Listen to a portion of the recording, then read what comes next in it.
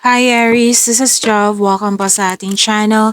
By the way, Aries, this is your timeless gabay tarot reading. Gamitin ang reading na ito bilang gabayin lamang. Tandaan, Aries, ito po ay general reading.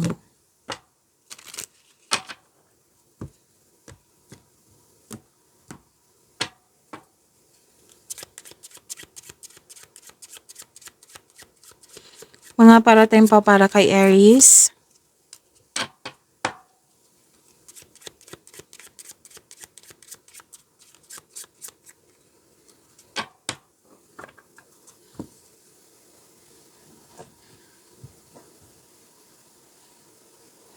Sabi po dito, Aries,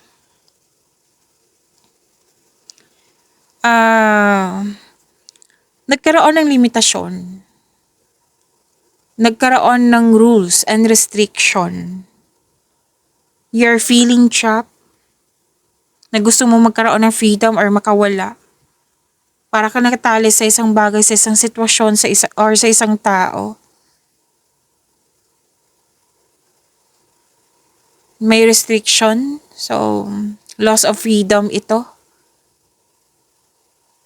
Pwedeng nakaramdam ka ng guilt, Aries. So, sabi ng card dito, stop punishing yourself. Tulungan mo yung sarili mo. Kasi hindi yan nakakatulong eh. Mas madadown ka niyan. Mas madadrain ka niyan. So, tulungan niyo po yung sarili niyo. Sabi ng yung card dito. Parang nahihirapan kang i-express yung sarili mo dito. Aries.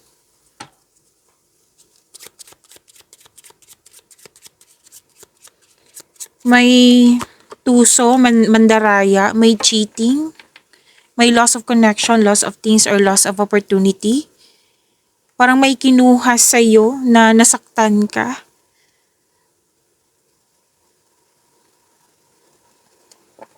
Huwag po daw kayo mag-spend time sa taong huwag kayo mag-spend time sa tao na nadidrain yung energy mo eh. Parang energy vampire. Oo, hindi siya parang. Energy vampire nga. Yung sinisip-sip niya yung energy mo para madrain ka. Like, pwedeng naging toxic to, tapos naapektuhan ka, nasaktan ka, at na-down ka. So, wag po daw kayo mag-spend time sa mga taong ganyan na parang para mawala yung inner peace mo. Yung mga taong gumagawa ng paraan para mawala yung inner peace mo. So, wag kayo mag-spend time sa mga taong ganyan. So, nagbibigatan, nahihirapan, pwedeng wala ka sa mood or you're not feeling well or may nangyaring late na, parating late, yan. Pero don't worry kasi may nakita naman ako ditong, anong tawag dito? Recovery. Yes. May in-excuse ka nga dito na may tumawag sa'yo. Like for example, example lang to, may tumawag sa'yo, o tuloy ba sa lakad? Tuloy ka sa lakad, sama ka sa lakad. Hindi, kasi wala ako sa mood or hindi maganda yung sitwasyon ko ngayon. Yung binigyan mo na siya ng excuse para hindi matuloy, para hindi mo harapin. Tapos marami kang naiisip dito eh. Marami kang iniisip dito na you're finding a solution naman. Oo. Which is good, di ba? You're finding a solution, marami kang iniisip. Nagpaplano, malalim ng iniisip, nagmuni-muni. Yan.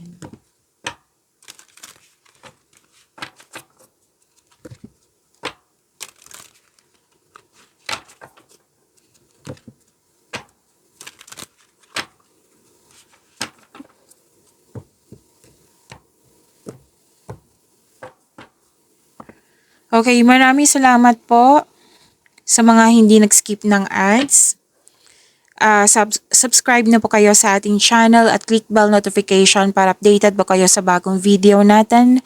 Para sa mga gusto magpa-reading po, comment po kayo ng personal reading and check ma-reply sa comment section.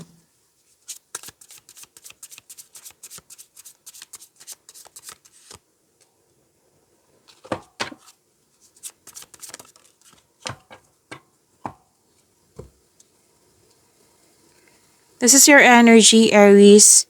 Opo. So, lumabas din siya dito, 'di ba, na nabibigatan ka, nahihirapan ka, nagkaroon ng conflict, pero matatapos din 'to. 'Di ba, may sinabi kanina dito at dito din na may recovery. Na galing kayo sa nadapa tapos babangon kayo at magkakaroon ng recovery. Kasi may nakita ko ditong conflict, argument, restriction, may toxicity. So, makinig kayo sa intuition para it will guide you away kasi from toxicity. Tapos kung malapit to sa'yo, mag-i-address mo yung hurt feelings mo. Kumbaga, improve communication. Communication is the key. So kung patuloy na sinasaktan ka ng taong ito, nasa-stress ka talaga sa kanya, kung tao ito ha, baka kailangan ng magdesisyon po. Kung pwede, kung gusto nyo. Basta kailangan ng freedom, kailangan ng recovery, which is mangyayari naman. Lumabas siya dito ha, from here to here sa dalawang card na ito.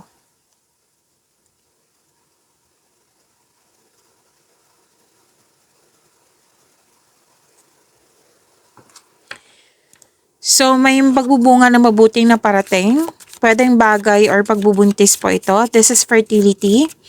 And this is also means abundance and success. Na makaka-receive ka ng malaking pera, you're receiving love, may growth and expansion, happiness, nakikita ko dito. So, claim nyo po ang ganda.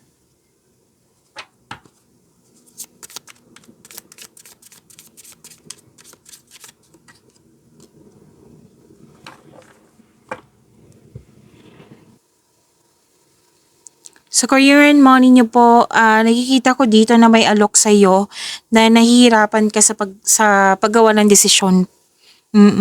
So, gumawa ka ng konkretong plano para makagawa kayo ng best decision. Pwede din best choice to. Kasi nagbabalanse ka sa choices ng buhay eh. Tapos, pinag-isipan mo talaga na mabuti tong alok na ito kasi ayaw mo magkamali. Ayaw mo magkaroon ng negative outcome. So, gumawa ng matibay na plano. And don't hesitate too long. Huwag masyadong matagal yung pag-iisip kasi baka mawala tong opportunity na ito. Okay?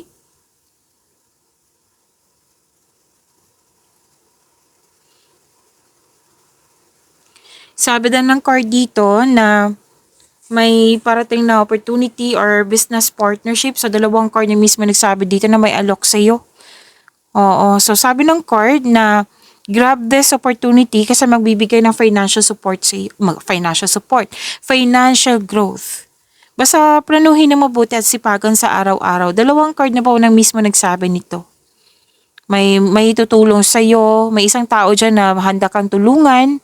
Parang yun nga sinabi ko sa inyo kanina na business partnership or teamwork or isang tao talaga na gusto niyang maabot yung layunin mo sa buhay.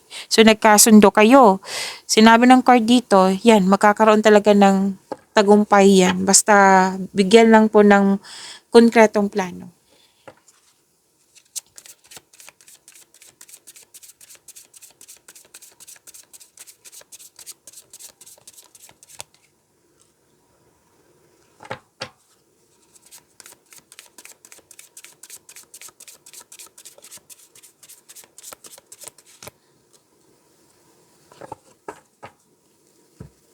Aries, huwag niyong kalimutan na mag-subscribe sa channel natin at i-click yung bell notification para updated pa kayo sa reading natin. At huwag niyong kalimutan na manood sa inyong February video readings. Marami po iyon. Dito lang po sa channel natin.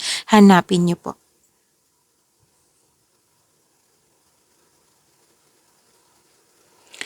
So may magiging partner ka, Aries, na financial stable na at sobrang generous.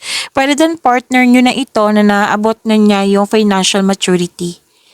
Tapos may nakita din ako dito sa mga single na gusto nyo bumili ng property bago pumasok sa buhay ng pag-ibig.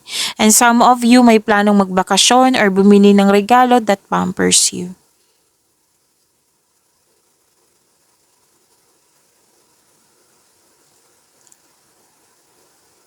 So, kailangan ma-overcome tong nakikita ko ditong anxiety, stress, or overthinking. So, kung hindi kaya, then seek help.